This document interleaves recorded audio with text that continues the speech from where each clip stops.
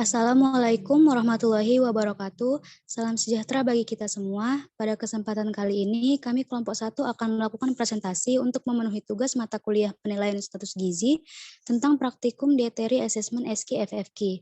Kami dari kelompok 1 penilaian status gizi yang beranggotakan Vesi Horiza Afda, Vivi Anggraini, Francisca Febiola Storus, Himaudina Putri, Mahfiratun Nafis, dan Siti Hayruna Lubis. Baiklah, kita mulai presentasi kali ini dengan topik yang berjudul Analisis Penggunaan Metode SKFFQ dalam melihat gambaran kecukupan energi dan zat gizi makro. Baiklah, kepada pemateri pertama saya persilahkan. Baiklah, untuk abstrak, yang pertama, penilaian konsumsi makanan dilakukan dengan cara survei. Survei konsumsi makanan adalah salah satu metode yang digunakan dalam penentuan status gizi seseorang yang bertujuan untuk mengetahui kebiasaan makan dan gambaran tingkat kecukupan bahan makanan dan zat gizi serta faktor-faktor yang berpengaruh terhadap konsumsi makanan tersebut. Subjek penelitian ini adalah 6 orang responden dengan jenis kelamin wanita dari usia 19-52 tahun dengan menggunakan metode SQFFQ. Dalam metode SQFFQ ini menggunakan metode kuantitatif yang bertujuan untuk melihat pola makan sekelompok perempuan pada kalangan dewasa ataupun ibu rumah tangga. Metode FFQ ini memiliki prinsip pengukuran dalam durasi waktu yang lama, waktu mingguan, bulanan, dan harian. Tingkat kecukupan gizi makro dan energi pada ke-6 responden yang kami teliti untuk kebutuhan energi dan lemak tidak selisih banyak dengan rekomendasi dari AKG. Dan untuk kebutuhan karbohidrat dan protein, terdapat selisih yang cukup besar dengan 89,67 untuk protein dan 77,5 untuk karbohidrat. Materi selanjutnya akan disampaikan oleh teman saya.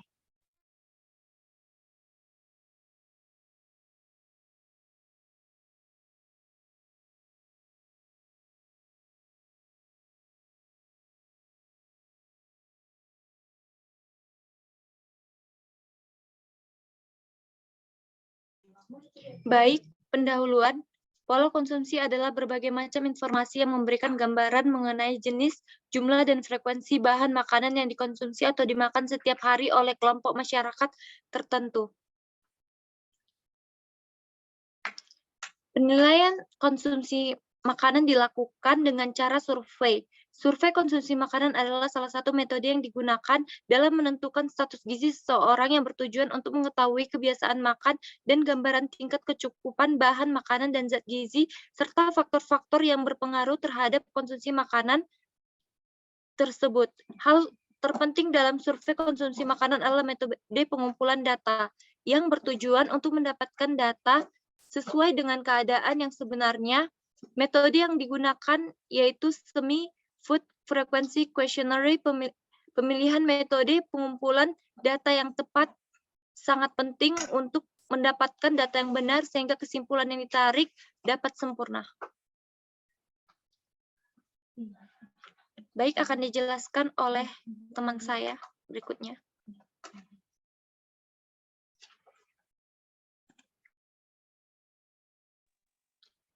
Untuk metode, penelitian ini merupakan penelitian pola konsumsi pangan untuk menggambarkan pola konsumsi makanan yang meliputi frekuensi per minggu, frekuensi per harian, jumlah jenis pangan, serta persen dari jumlah asupan. Baiklah, metode pembahasan selanjutnya akan dijelaskan oleh teman saya. Baiklah, pembahasan. Pada tabel 1 ialah sebaran subjek berdasarkan rata frekuensi konsumsi pangan. Pada tabel 1 terdapat makanan pokok yang didapatkan ialah pada kelompok jenis bahan pangan yang memiliki frekuensi sering dikonsumsi oleh responden ialah nasi dengan persentase yang paling tinggi sebanyak 100%. Lalu yang kedua ialah roti putih dengan persentase yang kedua yaitu 66,67%. Lalu yang ketiga ialah presentasi ubi jalar dengan persentase 16,67%. Lalu yang terakhir ialah roti putih dan dengan nilai persentase sebanyak 33,33%. Lalu yang kedua ialah protein hewani. Pada protein hewani terdapat nilai persentase pada bahan pangan telur ayam sebanyak 100%. Lalu yang kedua ialah ayam dengan persentase 66,67%. Lalu yang ketiga adalah ikan kering dengan persentase 33,33%. Lalu yang ketiga ada protein nabati.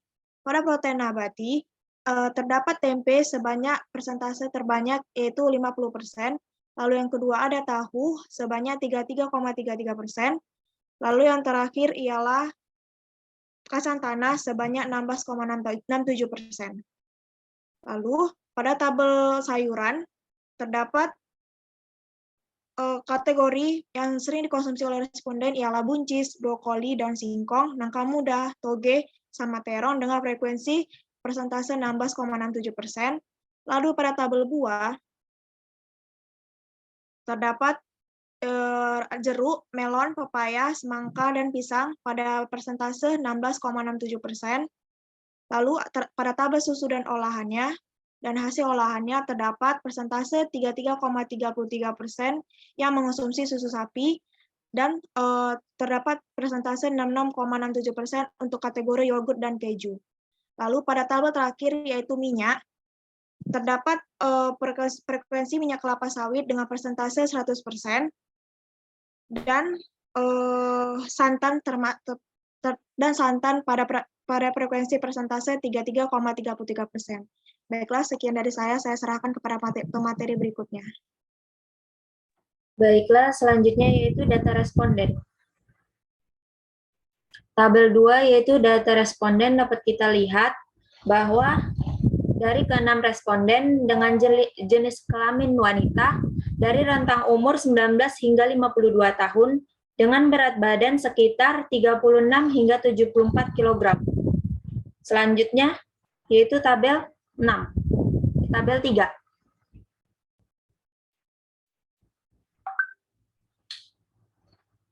Di tabel 3 yaitu tabel mengenai berat badan ideal. Berat badan ideal dari ke-6 responden yang telah kami hitung yaitu berkisar antara 45 kg hingga 54,4 kg. Selanjutnya itu tabel 4 AKGI atau angka kecukupan gizi subjek, yaitu berkisar untuk AKGI energi berkisar antara 1.800 hingga 3.060,66 kilokalori, untuk AKGI karbohidrat dari ke-6 responden yaitu sekitar 288 hingga 373,33 gram, protein 48 sampai 81,62 gram, lemak berkisar antara 52 sampai 88,42 gram. Selanjutnya itu tabel 5. Tabel 5 mengenai TKG, yaitu tingkat kecukupan gizinya. Dari ke-6 responden, untuk tingkat kecukupan gizi energinya yaitu berkisar antara 31,45 sampai 278,52%. Untuk tingkat kecukupan gizi karbohidrat dari ke-6 responden berkisar antara 28,9 sampai 154,85%. Untuk tingkat kecukupan gizi protein dari ke-6 responden berkisar antara 28,34 sampai 460,83%. Dan yang terakhir untuk tingkat kecukupan gizi lemak dari ke-6 responden yang telah kami hitung yaitu berkisar antara 35,64 sampai 517,08%. Data tersebut kami olah berdasarkan rumus yang ada pada referensi atau karya studi yang kami pakai sehingga didapatlah hasilnya seperti tabel yang telah saya sebutkan di atas. Selanjutnya saya serahkan kepada pemateri selanjutnya. Baik, terima kasih. Pada tabel 6 yaitu cut off. Dari tabel di atas menunjukkan di mana untuk tingkat kecukupan energi dengan kategori defisit berat kurang dari 70% AKG itu terdapat 3 responden dengan persentase 50%. Dan untuk kategori kecukupan energi dengan kategori defisit ringan 80 sampai dengan 89% dari AKG tidak terdapat responden. Untuk kategori cukup 90 sampai dengan 119% dari AKG hanya terdapat 1 responden. Untuk kategori lebih besar dari 120% dari AKG terdapat 2 responden dengan persentase 33,33%. Dari tabel di atas menunjukkan juga bahwa kecukupan tingkat karbohidrat dari ke-6 responder tersebut dalam kategori defisit berat kurang dari 70% itu terdapat sebanyak 5 responden dengan persentase 83,33%. Dan tingkat kecukupan gizi dengan kategori lebih dari 120% AKG itu hanya 1 responden dengan persentase 16,67%.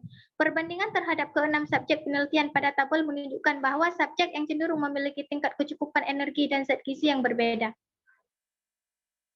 Tabel di atas juga menunjukkan bahwa tingkat kecukupan gizi dalam gizi protein dalam kategori lebih, yaitu lebih besar dari 120% AKG, itu terdapat sebanyak 3 orang responden dengan persentase 50%.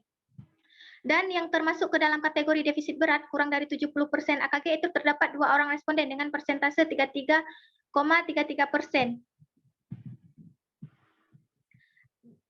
Dan untuk kategori cukup 90 sampai dengan 119% dari AKG itu terdapat 1 orang responden dengan persentase 16,67%.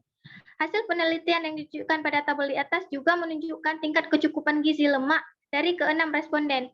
Dengan kategori defisit berat kurang dari 70% AKG hanya 3 responden yang termasuk dalam kategori tersebut dengan persentase 50%. Dan 1 responden dengan kategori cukup yaitu 90 sampai dengan 119% dari AKG, dan 2 responden untuk kategori lebih, yaitu lebih besar dari 120% AKG dengan persentase 33,33%.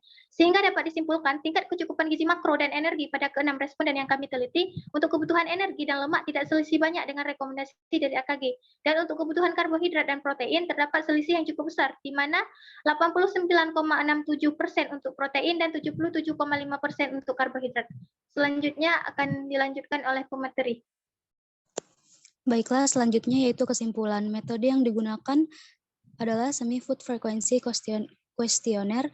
Pemilihan metode pengumpulan data yang tepat sangat penting untuk mendapatkan data yang benar sehingga kesimpulan yang ditarik dapat sempurna. Penelitian yang dilakukan menggunakan metode kuantitatif yang bertujuan untuk melihat pola makan sekelompok perempuan pada kalangan dewasa ataupun ibu rumah tangga. Baiklah, sekian dari hasil pemaparan materi kami. Lebih dan kurangnya kami mohon maaf. Assalamualaikum warahmatullahi wabarakatuh.